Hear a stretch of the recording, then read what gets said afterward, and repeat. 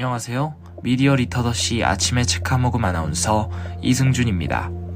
오늘 소개할 책은 울면 눈에서 보석이 나오는 아이의 이야기, 개들이 식사할 시간입니다. 여러분은 자신의 자식이 태어날 때부터 눈에서 보석이 나온다고 하면 아이를 이용하여 이득을 취할 것입니까? 이 책 속 아이의 엄마와 마을 주민들은 눈에서 보석이 나오는 아이를 이용하여 돈을 벌었습니다. 과연 이 아이를 구해줄 사람이 있을까요? 지금 이 책을 소개합니다.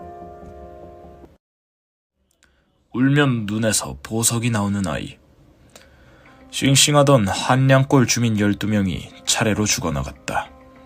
뒤늦게 마을에 들어선 방수 공정에서 흘러나온 산화규소라는 독극물이 원인이라는 것이 밝혀졌다. 기업 회장은 처음엔 모르쇠로 일관했지만 여론이 나빠지고 수사가 진행되자 수십억에 달하는 과징금을 추징당하는 것보다 주민 머릿수대로 보상금을 주는 것이 낫다고 판단했다. 그렇게 한량골의 24가구는 각각 3천만원씩의 보상금을 받았다. 향순도 보상을 받은 주민 중 한 명이었다.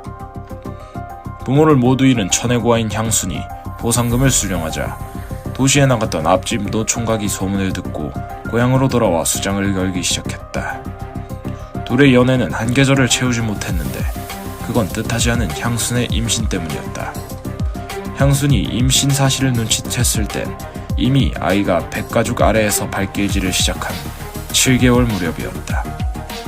그 사실을 안 논총각은 온다간다 말도 없이 그녀의 통장과 도장을 챙겨 살그머니 서울로 출행랑을 놓았다.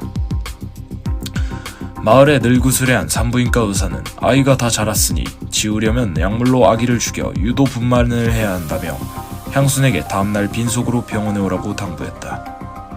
그러나 그날 밤 향수는 녹익은 열매 꿈을 끄다가 뒤틀리는 아랫배의 통증에 번쩍 눈을 떴다. 석 달이나 빠른 조산이었다. 아기는 숨이 끊어진 듯 움직임이 없었다.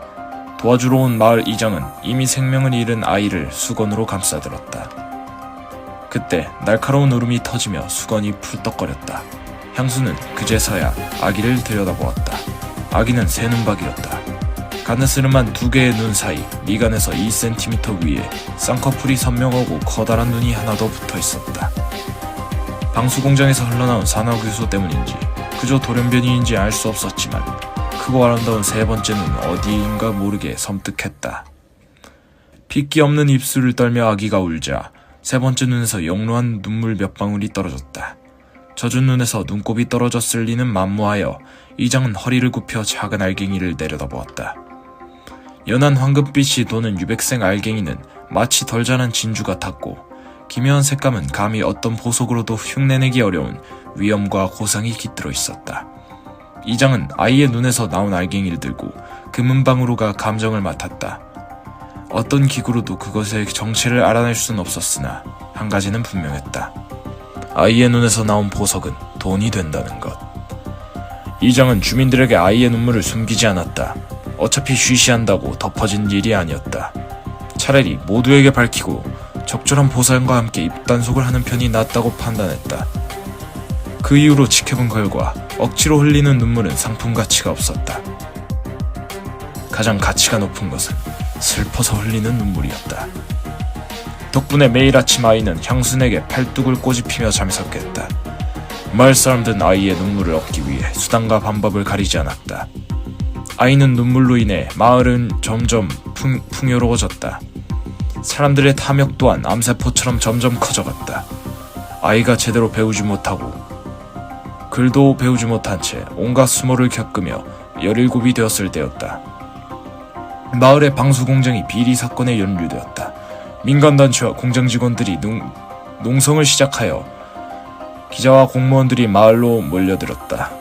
그 중에서 키가 크고 눈이 부리부리한 젊은 사진기자 한 명이 며칠째 마을을 후비고 다니며 노인들을 수석거리고 다녔다.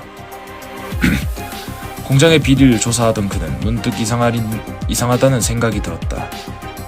농사나 특용작물 재배도 하지 않는 산골 벽지에 무슨 고급 승용차가 이렇게 많아? 그는 그렇게 마을을 돌다가 어느 집 마당에서 쪼그려 앉아 해바라기를 하고 있던 두 눈 사이 조금 위쪽에 반찰골을 붙이고 있는 한 소녀를 만났다. 얘야, 왜 그러고 있니? 머뭇거리던 소녀는 주머니에서 무언가 꺼내 기자에게 보여주었다. 어른들의 탐욕 때문에 고통받는 아이. 과연 아이를 만난 기자는 아이에게 구원이 되어줄까요? 이상으로 책 소개를 마치겠습니다.